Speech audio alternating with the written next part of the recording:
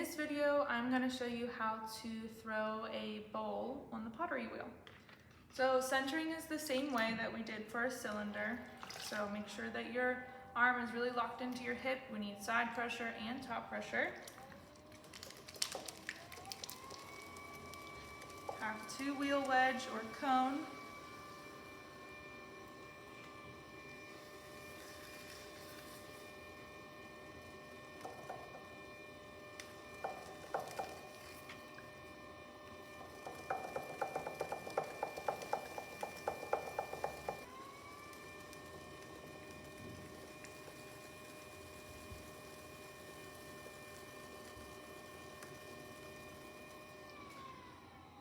Alright, so we're still going to drop our opening up the same way we did with the cylinder.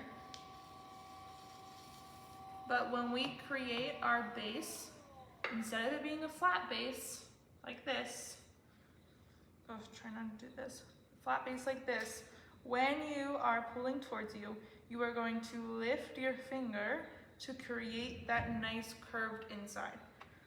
So make sure your hands are still in a triangle, or you have a triangle here of support, your arms are tucked into your body, your hands are touching. As I pull towards me, I am lifting my finger so that I am creating, I'm going to compress, I'm going to run down to the bottom and then run back up to the top so that your base should look like this. So it's nice and curved on the inside. It is not flat the way we do it for a cylinder.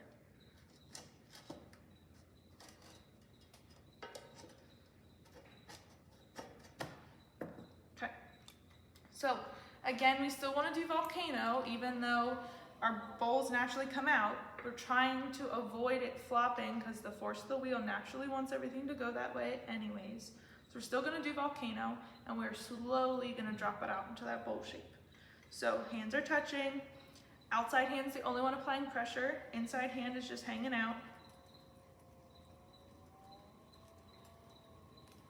Moving at a nice, even, steady pace. Compressing our rim. And now when we do bubbles, we are going to use a little bit more inside pressure on each pull so that we can slowly start to push it out into that bowl shape. So I'm going to push out with my inside hand, so create my bubble. Outside hand sits underneath that bubble, and I'm using a little bit more inside hand pressure to slowly start to push it out into that bowl shape. It's getting wider.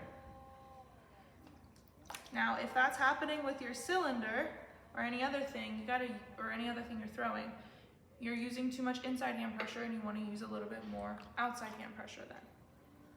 So I'm going to start another bubble, pressing out with my inside hand. Outside hand sits underneath, using a little bit more inside hand pressure to start to drop that out into a bowl.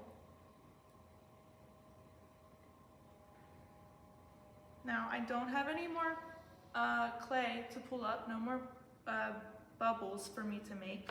So now I'm just going to shape. So I'm not doing a bubble.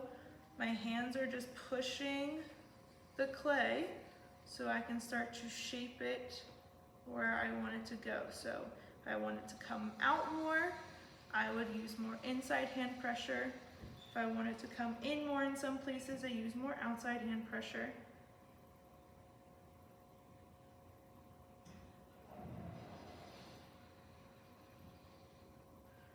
I'm going to wring out all the water from my sponge and use it to sop up all of the water on the inside.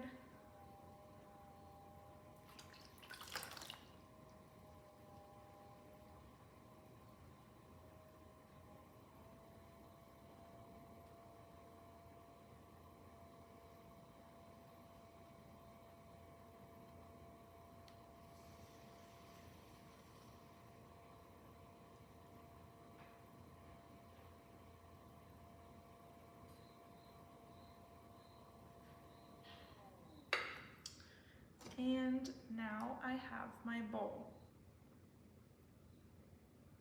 So you would do the same thing to cut it off.